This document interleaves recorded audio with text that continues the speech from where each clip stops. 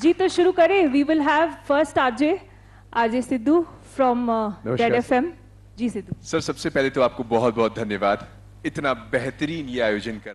मेरे लिए म्यूजिक एक हीलर है, म्यूजिक के स्ट्रेस बस्टर है, और मुझे जब भी समय मिलता है या जब भी मुझे डिस्ट्रेस होना है तो मैं म्यूजिक सुनता हूँ. मैं प्रवास करता हूँ तो सारे प्रवास में मैं गाने सुनता हूँ, और मैं ऐसा मानता हूँ कि उससे हम अपने जो इमीडिएट प्रॉब्लम्स है उसको भूलकर एक दूसरी दुनिया में जाते हैं.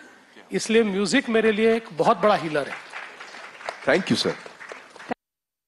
राजेश जी. नमस्कार सर. सर, रेडिओ कुठे आणि राजकारण कुठे दोन वेगळी वस्तू आहेत. कधी रेडिओवर ऐकलेल्या संगीतनी राजकारणच्या वाटेवर मदत केली आहे का आपली? नेहमीच होते. बघा, आता तुम्ही जर बघितलं असेल तर 2019ला आम्ही निवडून आलो, पण आमचं सरकार नाही आलं. पण 2022ला आम्ही सरकार आणलं, आणि वो सिकंदर भी दोस्तों कहलाता है, हारी बाजी को.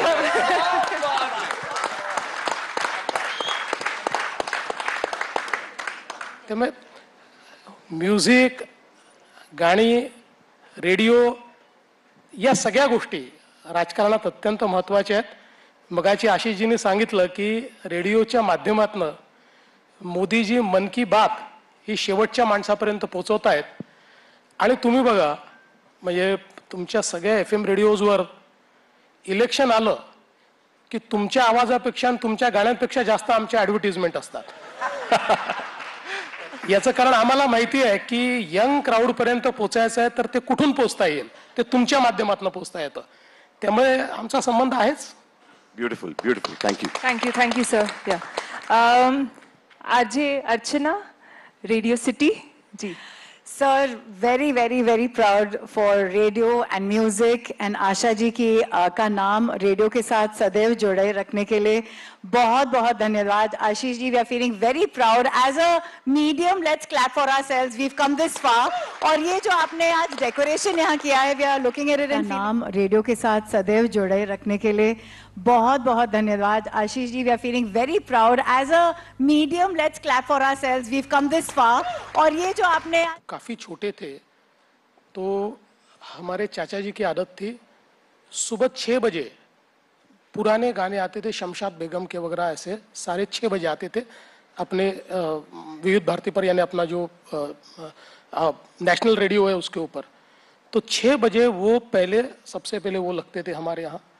और हम लोग जब बड़े हुए तो हमारे लिए तो बिना का गीतमाला या सिबा का गीतमाला, ये तो बहुत, मुझे ऐसा लगता है कि सभी को पसंद थी.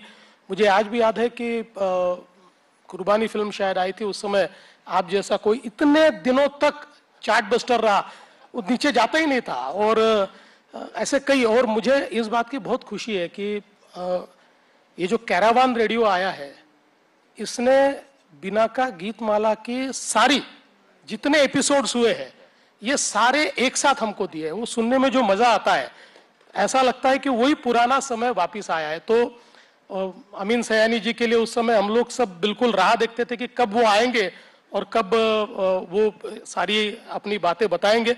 और एक सबसे बड़ी बात मैं जो रेडियो के बारे में कहना चाहता हूं कि देखिए, जो ऑडियो विजुअल होता है उसमें एक्सप्रेशन आसान होता है क्योंकि वो दिखता है.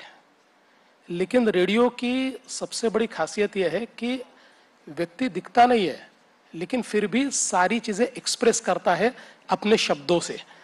और कई बार हम लोग रेडियो के ऊपर छोटी नाटिकाएं सुनते थे. उस समय रेडियो पर नाटिकाएं आती थी. उन नाटिकाओं में जो पात्रों को जीवित करने का काम अपने शब्दों के माध्यम से, ऐसा लगता था कि वो घटना हमारे सामने घट रही है. तो मैं ऐसा मानता हूं, अभिव्यक्ति जो होती है ना, उसके लिए कोई भी माध्यम ये काफी होता है. मतलब टेक्नोलॉजी तो ऐसे माध्यम ला रही है कि अब हम लोग एक प्रकार से 3D, 4D, 6D, 17D, 16D experience ले रहे.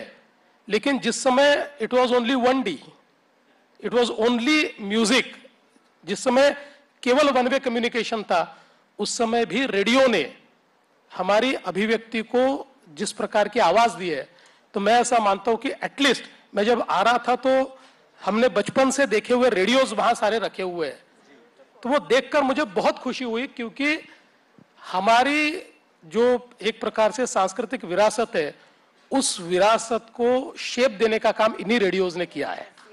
Super, thank you sir.